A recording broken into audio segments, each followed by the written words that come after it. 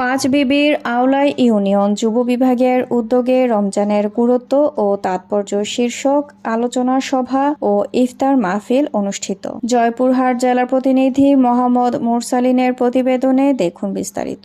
পাঁচবিবির আওলাই union যুব বিভাগের উদ্যোগে 20 রমজান শুক্রবার বৈকাল 5 ঘটিকায় ছানিনালী উচ্চ বিদ্যালয়ের হল রুমে রমজানের গুরুত্ব ও তাৎপর্য শীর্ষক এক আলোচনা সভা ও ইফতার মাহফিল অনুষ্ঠিত হয়েছে।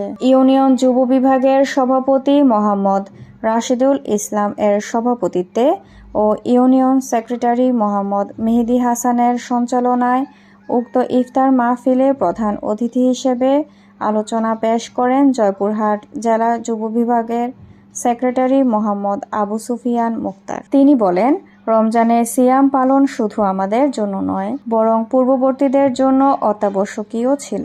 আমরা যাতে তাকওয়া অর্জন করতে পারি, এজন্যই রোজা আমাদের জন্য ফরজ করা হয়েছে।